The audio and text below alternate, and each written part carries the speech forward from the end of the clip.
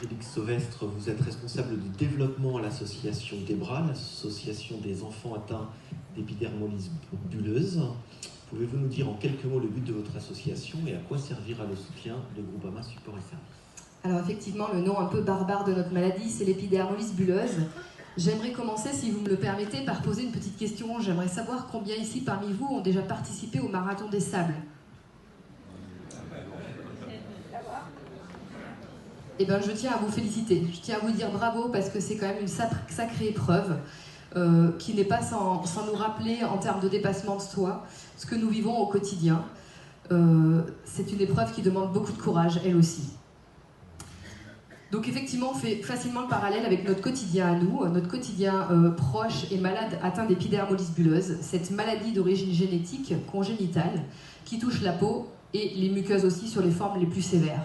Au moindre frottement, à la moindre chute, c'est la peau qui s'arrache ou qui forme une bulle remplie de sang qu'il faut percer ou assécher avec l'aiguille. Nous, parents de ces enfants, avons appris à devenir de véritables infirmiers au quotidien avec des soins qui peuvent parfois durer jusqu'à 2 heures par jour, voire même plus.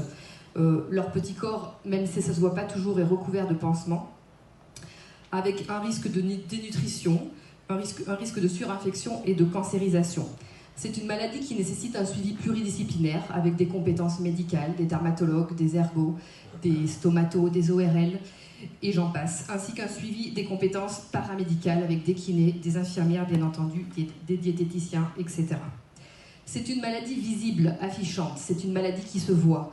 Donc souvent dans la rue, on nous interroge, on nous demande pourquoi est-ce que votre fille elle a toutes ses plaies, puisqu'effectivement j'ai oublié de vous préciser que j'étais moi-même maman d'une petite fille qui s'appelle Maëlle, qui a 6 ans et qui est atteinte de cette maladie. Donc souvent dans la rue, on nous demande pourquoi elle a toutes ses plaies, pourquoi elle a tous ses bobos. Et donc effectivement, c'est pas toujours simple de se développer quand on a toutes ces interrogations, ces regards au quotidien.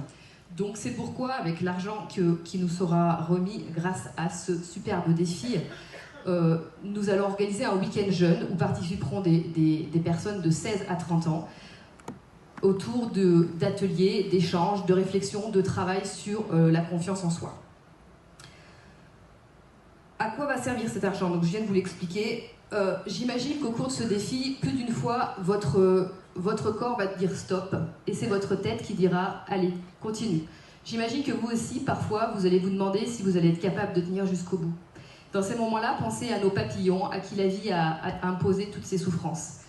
Donc du fond du cœur, je remercie toutes les personnes qui se lancent dans ce défi, mais également tous leurs proches, parce qu'on se doute bien que la préparation d'un tel événement nécessite l'implication de tous ses proches, de tous ses collègues, qui vont aller vendre des gâteaux, qui vont se bouger pour récolter de l'argent, un maximum d'argent.